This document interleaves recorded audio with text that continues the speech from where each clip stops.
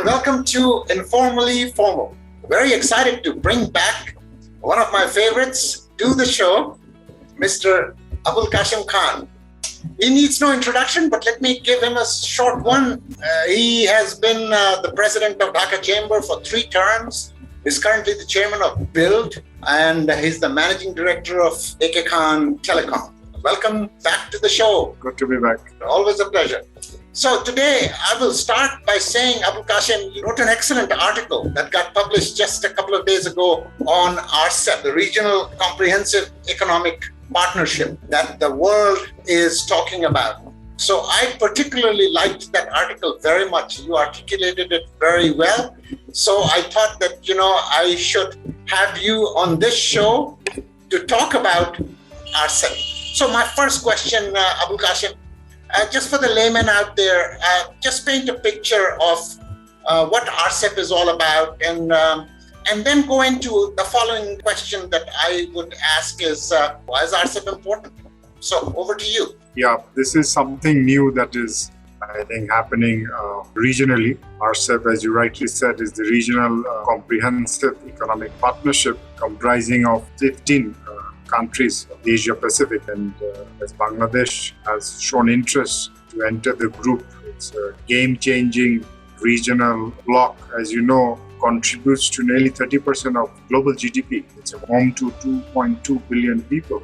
So it's one of the largest in the world.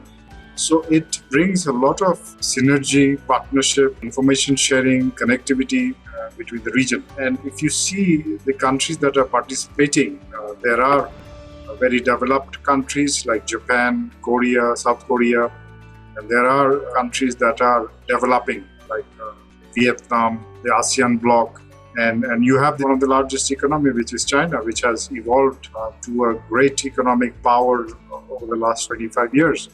So it creates not only economic bloc, but also kind of a long-term partnership in terms of geopolitics also. If you go back in history, people say, most of the historians and economists in the world say that the 21st century belongs to Asia. And in my article, I wrote that maybe this is the starting point of building a solid Asian century, and Bangladesh must be part of this initiative. Yeah, absolutely.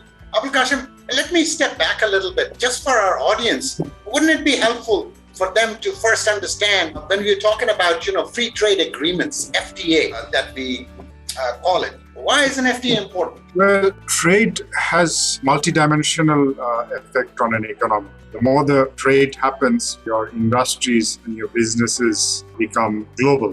Trade leads to investment. Investment leads to industry diversification, export diversification. And since Bangladesh is moving out of the LDC status and moving into a developing status, so Bangladesh will lose many of its advantages that it got under the LDC category or status.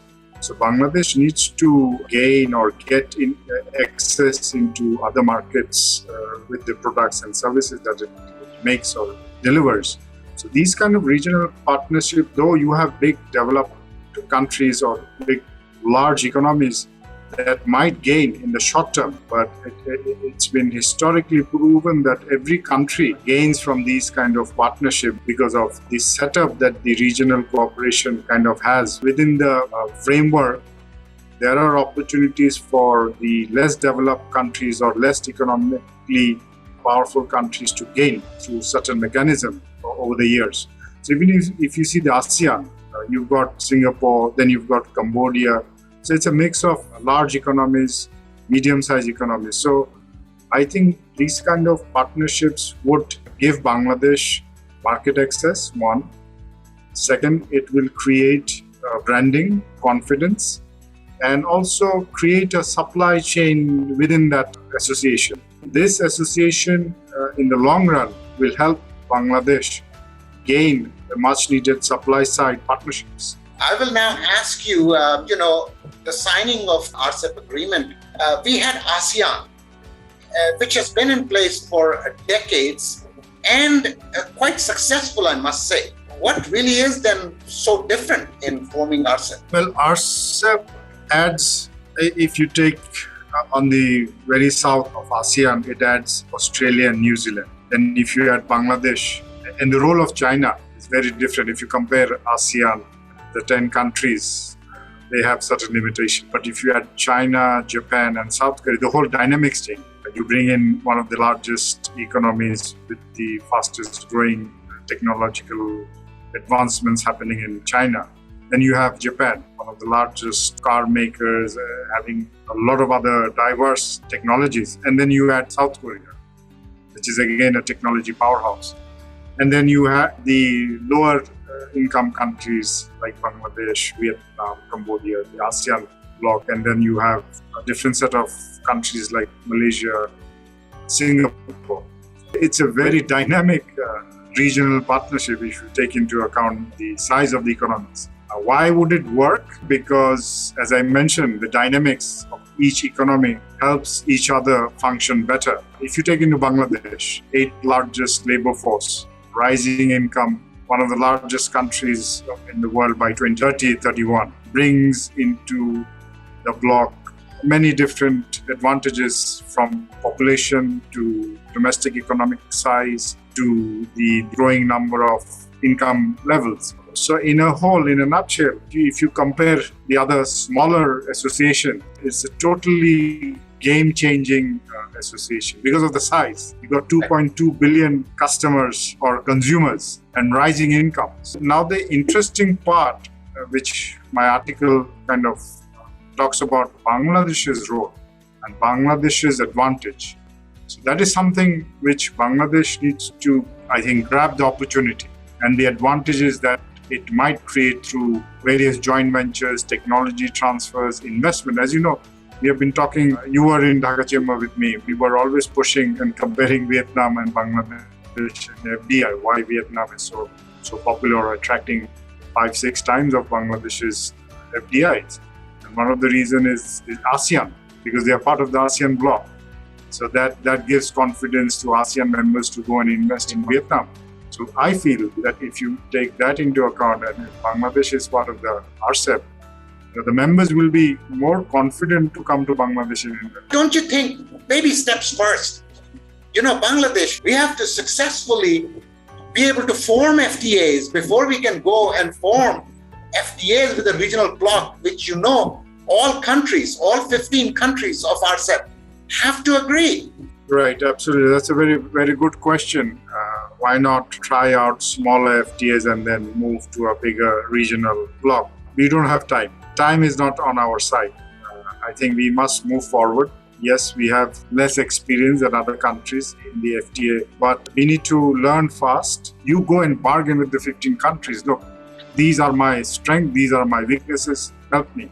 I cannot allow you the full range of product line. I will allow you certain. Slowly, once my economy grows or my per capita income grows, I will give you access. It's a negotiation, how good you negotiate with your partners. The good part is that these countries will be open to Bangladesh because they want Bangladesh to be part of this bloc. That's what my perception of the whole idea is. In terms of the region, Bangladesh is quite reasonably placed in terms of the cost structures and the population. And the setup, so there Bangladesh brings a lot of advantage. Now, as I mentioned in my article, it is how Bangladesh kind of devises its strategies. If you just go and open up your market and say, welcome, you can export and import everything, I don't think that's a good strategy. You strategize and then you build in the investment part also that, okay, you just don't export your goods, you also invest in Bangladesh. We will give you a better opportunity if you make your product here and you market it. And then we will give you the Indian market or access to the South Asian market. So Bangladesh needs a strong team who will go and negotiate on behalf of Bangladesh. And it's an evolving situation. I am a strong believer that this is the way forward and we are a latecomer.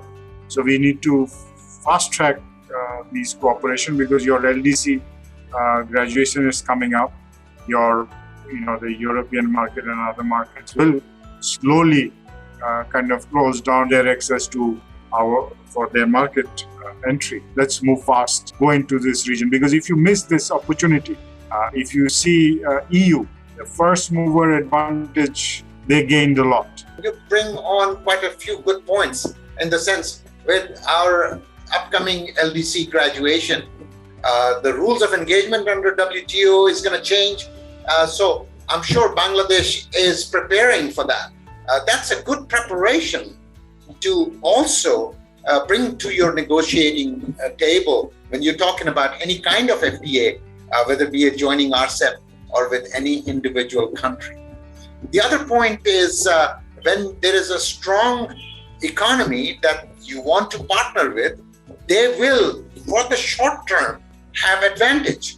And that's just the way it is. But that doesn't mean that the smaller economies do not benefit from it, especially in the long run. And I think you very eloquently stated that in your article as well. Yes, this is how when you drop the agreements or when you start the negotiation, obviously you, as I mentioned, that you need to, since there are economies of different scale of their development, if you compare Japan with Bangladesh, two different level of economies, that is where your negotiation tactics, your relationship between the bloc and the members come in. And Bangladesh so far has kept very good relationship with all the countries. And if you see the investments coming from China and Japan and South Korea, gives you a sense that Bangladesh is on their radar in terms of investments. If you see China heavily investing in Bangladesh, Japan with the big B investments coming in with the Bay of Bengal, Bangladesh is quite attractive in terms of as an association member, as an investment destination. So we have to go back and see, where we are. We need to make the changes and devise the right strategy. As I mentioned, there is a window of opportunity. And this is another window of opportunity for Bangladesh to grab. There are challenges. There will be multidimensional challenges. But we cannot be afraid and say, oh my God, this is happening, what will happen? You have to make the changes. You have to make the reforms. You have to make the taxation reform, the land reforms, ease of doing businesses. You have to empower your citizens who will be ultimately entrepreneurs. Your citizens will run the businesses. So you have to empower your businesses and the citizens.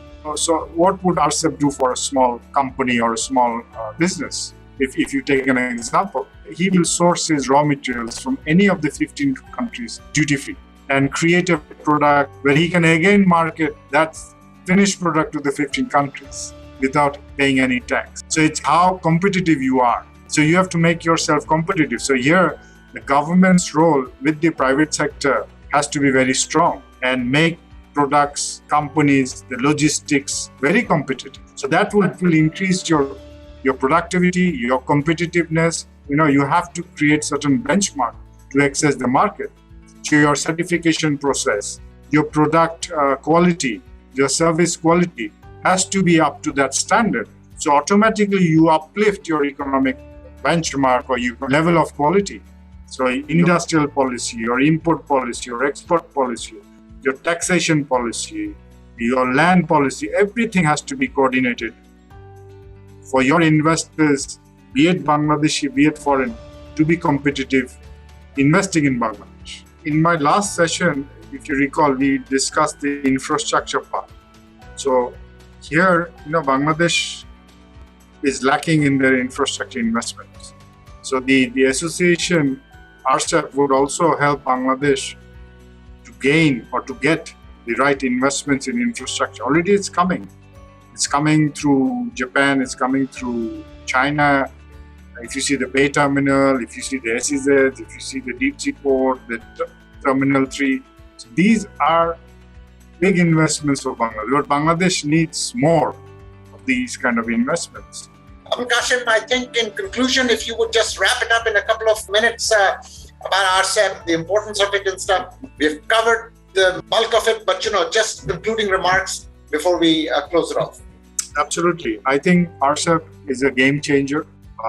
If Bangladesh enters, it will be a bold and aggressive move on part of Bangladesh. And it's an opportunity for Bangladesh to be recognized as a leader within the region through this membership. And Bangladesh has all the economic foundation to take off And there will be many opportunities, many associations. But I think Rcep is a game changer, and it will help Bangladesh evolve or achieve the desired goal that I rightly mentioned by 2041 vision our Honorable Prime Minister has given to be a developed country. I think this is the starting point. Wonderful. Abul Kasem, I can't thank you enough for giving us your time. As always, it's been very educational, and I'm always very happy to have a discussion with you. Doesn't matter whether it's Rcep, infrastructure, or what have you. So with an invitation for you to come back to our program, I'd like to thank our audience for joining us today. Please stay safe out there, and I'll catch you in the next session. Bye-bye.